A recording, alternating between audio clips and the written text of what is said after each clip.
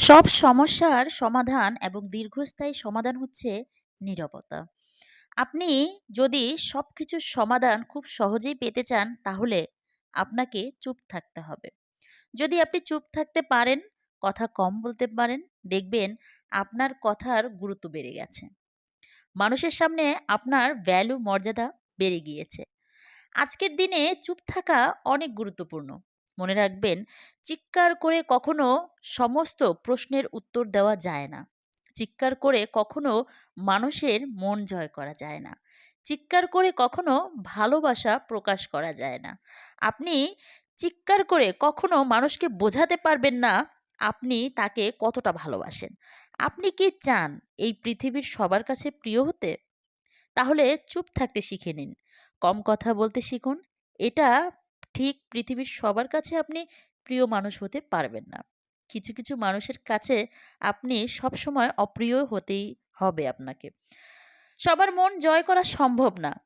কিন্তু যদি আপনি চুপ থাকতে পারেন, দেখবেন সবাই আপনাকে ভালোবাসতে শুরু করে দিয়েছে।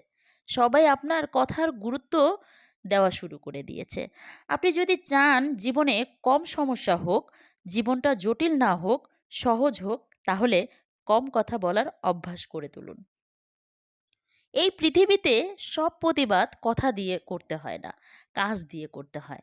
সব প্রতিবাদ যদি আপনি কথা দিয়ে করেন, তাহলে আপনি কখনোই এগোতে পারবেন না। নিজের জন্য অনেকটা সময় বের করেন, পরিশ্রম করেন। পৃথিবীর প্রত্যেকটা মানুষকে আপনার সফলতা এবং আপনার যোগ্যতা নিয়ে প্রতিবাদ করেন। কখনো কি দেখেছেন কিংবা কখনো কি খেয়াল করেছেন, দুজনের মধ্যে ঝগড়া হলে তখন একজন যদি চুপ থাকে, তাহলে অপরজন কিন্তু কিছুক্ষণের মধ্যে চুপ থাকতে বাধ্য হয়ে যায়। দুজনের মধ্যে একজন ঝগড়ার ইগনোর করে, যদি একজন যদি ঝগড়া ইগনোর করে, তখন দেখবেন অপরজনও খুব সহজেই নীরব হতে বাধ্য হয়। আপনি যদি চান আপনার সমস্যা দীর্ঘস্থায়ী না হোক, তাহলে চুপ থাকতে শিখে নেন। কম কথা বলার অভ্যাস করেন। আমার ভালোবাসার ভাইয়া ও আপুরা, তোমাদের সবাইকে বলছি, যদি কখনো কারো ধারায় অপমানিত হন, তাহলে কখনো প্রতিবাদ করতে যাবেন না। যদি কখনো কাউকে ভালোবেসে আঘাত পান, যদি কখনো আপনার প্রতিবেশীর দ্বারা আঘাত পান, যদি কখনো আপনার প্রিয় মানুষদের দ্বারা আঘাত পান, তাহলে কখনোই প্রতিবাদ করতে যাবেন না। আপনার প্রতিবাদটা যেন খুব নীরবে হয়। জীবনে কারোর দ্বারা যদি প্রতারিত হন, তাহলেও না। মনে রাখবেন, এই পৃথিবীতে সমস্ত প্রতিবাদ মুখ দিয়ে করতে হয় না, ভাষা দিয়ে করতে হয় না।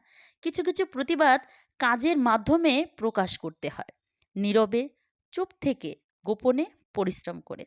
আর আপনার পরিশ্রমটা যেন এতটাই গোপনে হয় যে আপনার সফলতা দেখে মানুষের ভেতরে একটা প্রশ্নবোধক চিন্তা চলে আসে।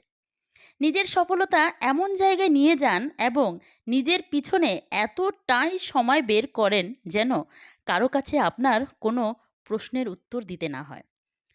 বিশ্বাসঘাতককে বোঝাতে যেন না হয়, আপনার সফলতা দেখে প্রত্যেকটা মানুষ যেন বুঝে যায় যে আপনি সঠিক ছিলেন।